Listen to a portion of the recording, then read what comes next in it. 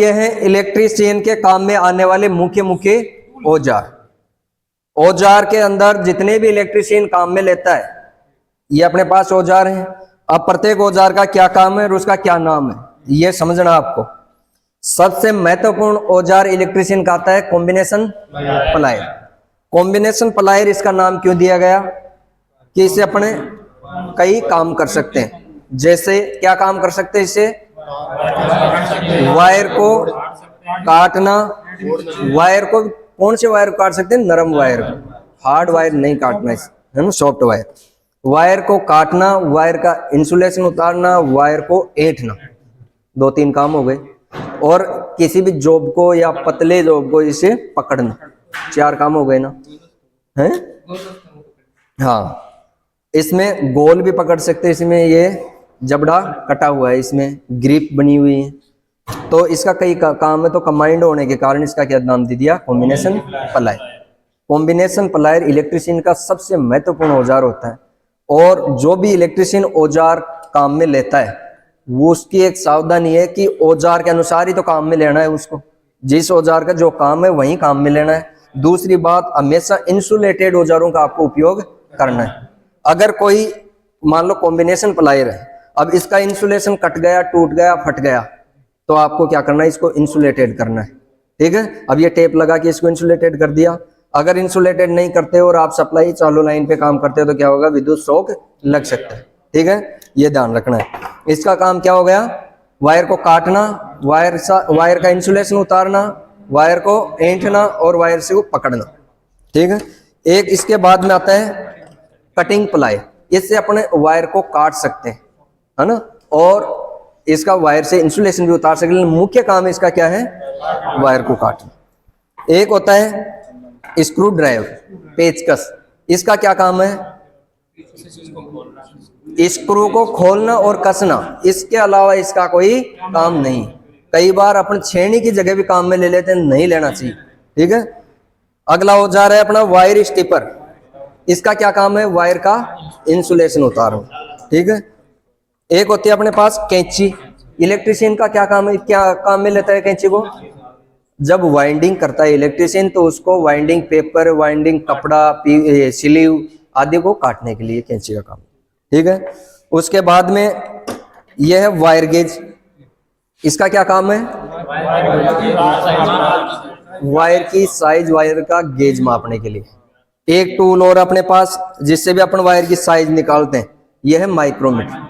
ठीक है, माइक्रोमीटर के कई भाग होते हैं, जैसे रेचेट, थिम्बल, इसके नीचे बैरल, फिर होता है स्पेंडल, फिर होता है एनविल, एक होता है लॉक नट और एक होती है इसमें फ्रेम। इसका प्रैक्टिकल का वीडियो, एक प्रैक्टिकल है, इसका वीडियो पहले बना दिया गया है और आपको इसका सिखाएंगे किस प्रकार वायर का व्यास मापना है आपको। ठीक है, नाम है इसका माइक्रोमीटर है। इसे पतली चादर या वायर का व्यास मापा जाता है। ठीक है, एक होती है सिनिप। सिनिप 2 प्रकार की होती है, बेंट और स्ट्रेंथ, सीधी और टेढ़ी। इसका क्या काम है? सीधी को, पतली चादर को लंबाई में काटना, सीधी काटना, और ये गोलाई में काटना। ठीक है ना, दोनों क्या नाम है इसका? सिनिप। एक आता है अपना राउंड नोज प्लायर। इसका क्या काम है? लूप बनाने के लिए वायर को लूप बनाकर जहां सकड़ी जगह हो वहां क्या करना? वो लूप को फिट करना या छोटे कोई भी जॉब को पकड़ कर बाहर निकाल। एक होता है ये पिंसर। इसका क्या काम है? लकड़ी या दीवार में कोई कील फंस जाती है तो उस कील को पकड़कर निकालने के लिए। एक होता है जिमलेट। इसका क्या काम है? लकड़ी में छोटा होल निकालने के लिए हाथ से। अगर अपने पास लाइट की व्यवस्था नहीं है, ड्रिल भी नहीं है, तो क्या काम में लेंगे अपने? जिमलेट। ये जिमलेट। ठीक है, एक है पुल्ली पुलर। पुल्ली कहाँ लगी होती है? मोटर की शाफ्ट पर। अगर आपको मोटर को रिवाइंड करना हो, कुछ भी करना हो, उसकी मरम्मत करना हो और पुली को बाहर निकालना हो तो किसके माध्यम से निकालेंगे? पुली पुलर के। एक होता है बेरिंग पुलर। ये मशीन में बेरिंग भी लगाया जाता है, वो बेरिंग को निकालने के लिए बेरिंग पुलर का इस्तेमाल करना है और पुली को निकालने के लिए। इसकी पहचान क्या है कि बेरिंग पुलर में 2 टांगे होंगी और इसमें 3 टांगे। एक होता है मैलेट हथौड़ा, लकड़ी का हथौड़ा। इसका क्या काम है? पतली चादरों, पतले वायर को सीधा करना हल की चोट से, ठीक है। एक होता है कैलीपर। कैलीपर भी 3 प्रकार के होते हैं, अलग अलग प्रकार के होते हैं। एक तो कैलीपर तो वैसे 2 ही प्रकार के हैं मुख्य, आउटसाइड और इनसाइड। एक होता है डिवाइडर, है ना, वो भी कैलीपर साइज में आता है। ये जो अंदर की ओर घुमा हुआ है ये तो है आउटसाइड कैलीपर, जो बाहर की तरफ निकला हुआ है ये, इसका उपयोग क्या किया जाता है? धात्विक चादर आदि पर मार्किंग करने के लिए, ठीक है। इससे मार्किंग कर सकते हैं अपन, उसको काटना हो, उसको जो बनाना हो तो ये कर सकते हैं, ठीक है। इसके अलावा अगला औजार क्या है उधर? हैंड वाइस, ठीक है। इसका क्या उपयोग है? वाइस भी अलग अलग कार्य के अनुसार अलग अलग प्रकार की होती हैं। जैसे पाइप पकड़ने के लिए पाइप वाइस, और बेंच पर काम करने के लिए जो पकड़ बेंच वाइस, और ये हाथ से पकड़कर काम करने वाले हैंड वाइस। कई प्रकार के काम के अनुसार, है ना। अब अगला औजार दे दो, ये है हैंड ड्रिल मशीन। इसका क्या काम है? लकड़ी में छेद गाड़ने के लिए हाथ से। ये है ड्रिल, और ये क्या? जिमलेट, है ना। इससे अपन छोटा बड़ा भी होल निकाल सकते हैं, इससे बड़ा होल नहीं निकले, ठीक है। अगला औजार है इंची टेप, मापक फीता। ये किसी जॉब या किसी क्षेत्र की लंबाई मापने की, ठीक है। अगला औजार है हैमर। कौन से प्रकार का है? Ball pen. काम क्या है इसका? किसी जॉब, कील, चिजल आदि को ठोकने के लिए, उस पर चोट लगाने के लिए काम है। ये भी कार्य के अनुसार कई प्रकार के होते हैं। जैसे ये कौन सा है? क्रॉस। और एक होता है कला हैमर, ये है कला हैमर। इसका उपयोग क्या कहाँ किया जाता है? चोट भी लगा सकते हैं, कोई कील फंस जाती है तो कील भी निकाल सकते हैं। ये है पोकर। इसका क्या उपयोग है? अपन कोई लकड़ी में स्क्रू लगाते हैं तो स्क्रू लगाएंगे, वैसे डायरेक्ट स्क्रू लगाएंगे तो स्क्रू जहां आप लगाना चाहते हो वहां नहीं लगता है, फिसल जाता है। और इस पोकर की सहायता से पहले उस पर गाइड होल तैयार करके और वहीं ये लगा स्क्रू के लिए गाइड होल तैयार करता है, ठीक है, पोकर। अगला औजार ये चिजल, वो भी दे दो। चिजल 2 प्रकार की होती है, एक तो फर्मर चिजल होती है और एक ओल्ड चिजल होती है। जो लकड़ी के काम में आती है, लकड़ी को काटने, तो वो तो होगी फर्मर चिजल। और जो लोहे आदि की चादरों को काटने के लिए, धातु की चादरों को काटने के लिए वो होती है ओल्ड चिजल। ये होती है पतली, ये होती है भारी मोटी, ठीक है। फिर आगे औजार है फाइल। फाइल भी कार्य के अनुसार कई प्रकार की होती है, जैसे रास्प कट, स्मूथ और flat, half round, full round और त्रिकोणी। अब ये आधी गोल है तो ये हाफ राउंड हो गई। इसमें दांते बिल्कुल पतले पतले कौन सी हो गई? स्मूथ। और इसमें दांते मोटे हैं तो ये कौन सी हो गई? रास्प, ठीक है। ये फ्लैट है, स्मूथ फ्लैट है। और ये भी कौन सी है? Half round. और ये गोल जो रहती है ये क्या है? ये हो गई राउंड रहती, ये राउंड। अलग अलग काम में अलग अलग रेती का, अलग अलग फाइल का इस्तेमाल किया जाता है। ये है सेंटर पंच। क्या काम में आता है? अपने एक तो था पोकर। पोकर तो लकड़ी में गाइड होल तैयार करता है। अगर कोई धातु चादर में कोई ड्रिलिंग करना हो और वहां सेंटर पंच से अपन क्या करेंगे? मार्किंग करें।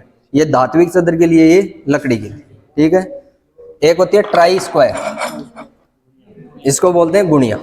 इसका उपयोग कहाँ किया जाता है? 90 डिग्री समकोण मापने के लिए। समकोण क्यों मापते हैं अपन?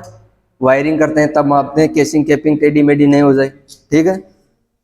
और ये कौन सा है? Adjustable range. स्पेनर अगर किसी नंबर का नहीं मिलता है नट बोल्ट खोलने के लिए तो किससे खोलेंगे अपन? एडजस्टेबल रेंज से। ये होता है पाइप कटर, हाँ पाइप कटर, ठीक है। इसका इस्तेमाल कहाँ किया जाता है? पाइप को काटने के लिए। जीआई पाइप भी काटता है और कंड्यूट पाइप काटता है, ठीक है। इसके बाद में अगला औजार है कॉपर बिट। इसका इस्तेमाल कहाँ किया जाता है? अगर बिजली नहीं आ रही है, आपको सोल्डर करना है, तो इसको अपन गर्म करके किसी भी माध्यम से इसको गर्म करके इसके माध्यम से क्या करेंगे, अपने सोल्डर वायर पिघलाएंगे। ठीक है, अगर लाइट आती है तो वो सोल्डरिंग आयरन काम में। ये है सोल्डर बिट, कॉपर बिट के नाम से। यह है ग्रीस गन। मशीन के बेरिंग में ग्रीस लगाने के लिए किसका इस्तेमाल करते हैं? ग्रीस का। अगर आपको ग्रीस नहीं लगाना हो, ऑयल लगाना हो, तो क्या लगाएं? कौन से औजार का इस्तेमाल करेंगे? ऑयल केन का। ठीक है, उसके बाद में है यह हेक्सा फ्रेम। इसका क्या इस्तेमाल है? लोहे की धात्विक वस्तु को काटने के लिए। ये हेक्सा फ्रेम है, ये हेक्सा ब्लेड। ठीक है, यह है सी क्लैंप। सी क्लैंप, इससे अपन कोई जॉब को पकड़कर, अब मान लो कि ये एंड वाइस है, कोई जॉब ऐसा हो कि उसको अंदर की तरफ इसमें स्थापित करके फिट करके अपने को पकड़ना हो, तो सी क्लैंप से। अगर साधारण आपको नॉर्मल पकड़ना हो तो एंड वाइस। यह है इसका नाम सी क्लैंप। ठीक है, उसके बाद में है सोल्डरिंग आयरन। इसका इस्तेमाल कहाँ किया जाता है? सोल्डरिंग करने के लिए। ये सोल्डरिंग है, ये सोल्डरिंग बिट है, इसके अंदर एलिमेंट लगा हुआ है, हीटिंग एलिमेंट। ठीक है, इसको अपन सप्लाई से कनेक्ट करेंगे तो सोल्डरिंग बिट क्या हो जाता है? गर्म हो जाता है, सोल्डर वायर पिघलाकर अपन सोल्डर कर सकते हैं। उसके बाद में अपने पास करंट ट्रांसफार्मर और पोटेंशियल ट्रांसफार्मर। उच्च मान के वोल्टेज को मापने के लिए पोटेंशियल ट्रांसफार्मर का इस्तेमाल किया जाता है, उच्च मान के करंट को मापने के लिए करंट ट्रांसफार्मर। यह है, इसका नाम है, वैसे वो शॉर्टकट बोलते हैं सीटी, इसको ईटी। ठीक है, यह आ गया उपकरणों में। क्या है? इमर्सन रोड है। यह इलेक्ट्रिक ड्रिल मशीन। एक तो होती है हैंड ड्रिल मशीन, एक होती है इलेक्ट्रिक ड्रिल मशीन। इलेक्ट्रिकल में भी दो होती हैं, एक तो बेंच टाइप की और एक हैंड टाइप। ये अपना हाथ से काम कर सकते हैं, एक बेंच पे ही स्थापित होती। ठीक है, ये हो गया मल्टीमीटर। क्या काम में आता है? वोल्टेज, करंट, प्रतिरोध और सब कुछ माप लेता है। सारा जो मीटर होता है ना, उसमें लगभग इसमें कमांड है। ठीक है, एक होती है ये चौक, ये है इलेक्ट्रॉनिक चौक और ये है साधारण चौक। कहाँ इस्तेमाल किया जाता है चौक का? ट्यूबलाइट में। ट्यूबलाइट में लगाया जाता है। इलेक्ट्रॉनिक ट्यूबलाइट में इलेक्ट्रॉनिक चौक, साधारण ट्यूबलाइट में साधारण चौक। साधारण ट्यूबलाइट इलेक्ट्रॉनिक चौक से भी चल सकती है, समान रेटिंग की हो तो ये काम में ली जा सकती है। ठीक है, और इसके अलावा आपको अब दिखाएंगे, आ जाओ आगे।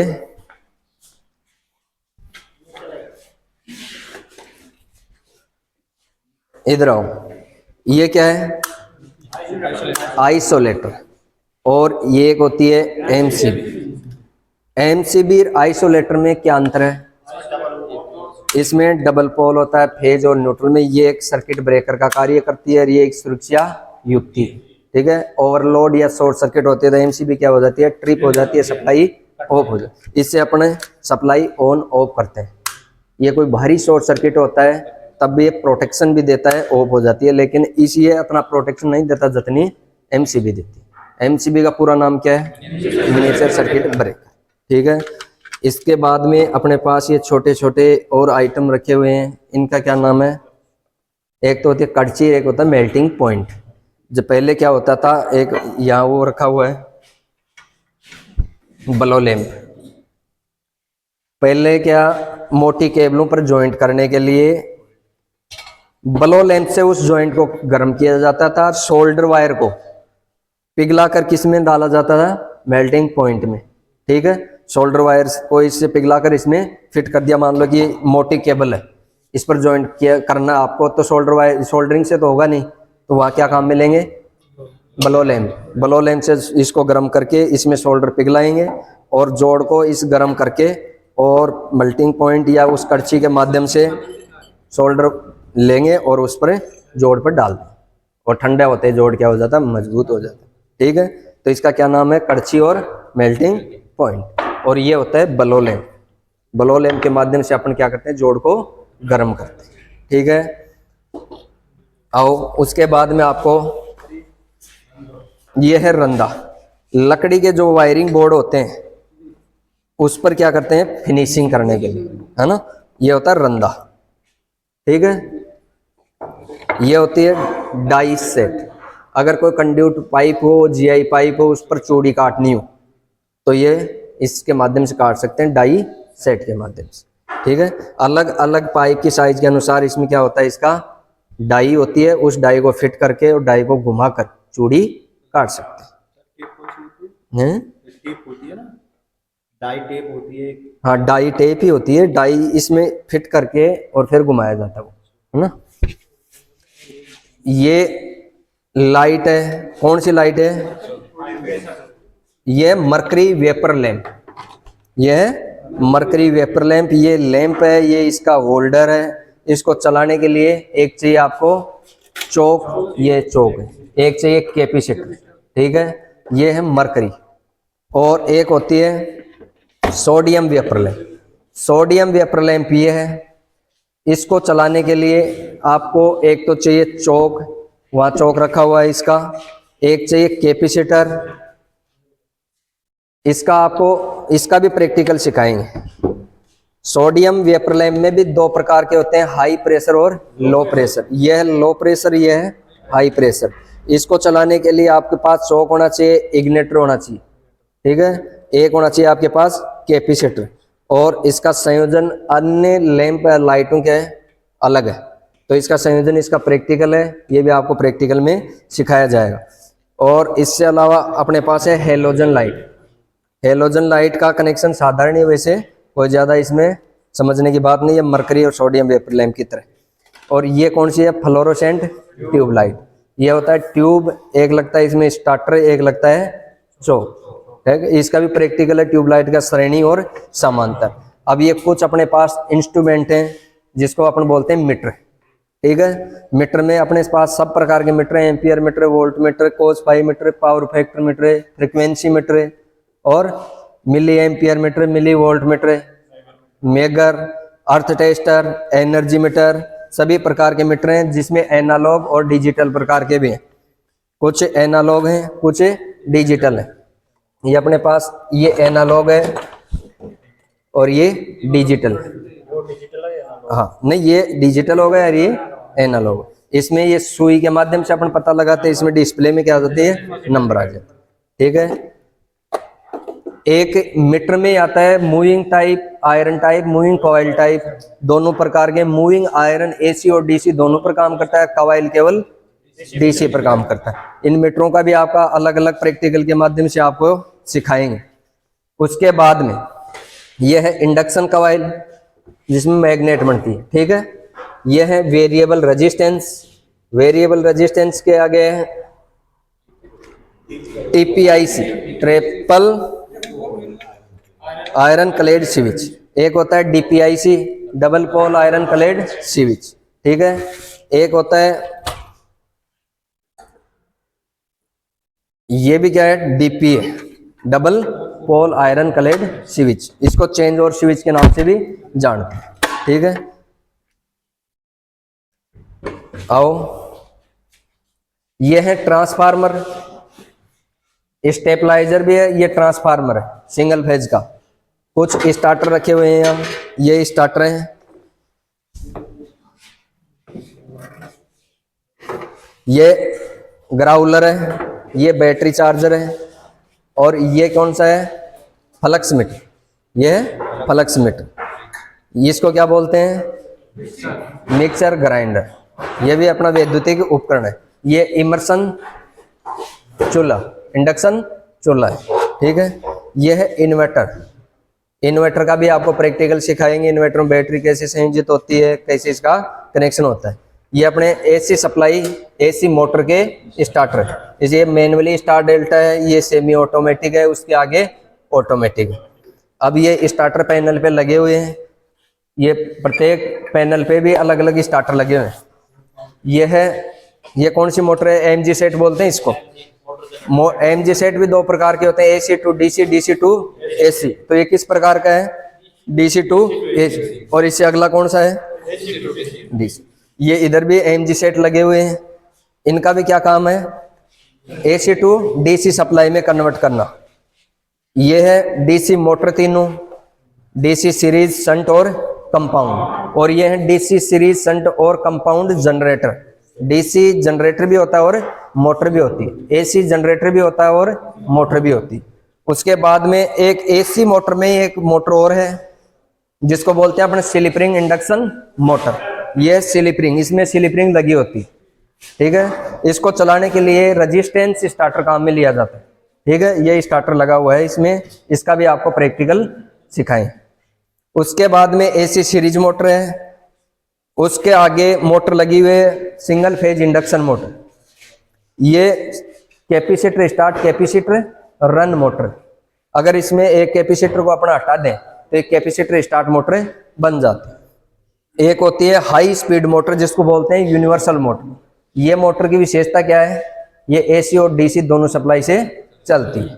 उसके बाद में है आईजीबीटी, जिसको थायरेस्टर नाम से भी जानते हैं, आईजीबीटी थायरेस्टर। क्या काम में आता है, ये इलेक्ट्रॉनिक परिपथ से इसकी स्पीड को अपन कम ज्यादा कर सकते हैं, जबकि अपन एसी डीसी मोटर को बाहर से वेरिएबल रेजिस्टेंस लगाकर कम ज्यादा करते हैं। इसमें लगा हुआ है इलेक्ट्रॉनिक सर्किट, और इसके माध्यम से इसकी स्पीड को अपन कम ज्यादा कर सकते हैं। मोटर दो प्रकार की है, एसी और डीसी। तो ये है डीसी का और वो आगे वाला है एसी, ठीक है। अब आपको शेड्यूल के अनुसार सारे प्रैक्टिकल करवाए जाए, ठीक है। थैंक यू, धन्यवाद।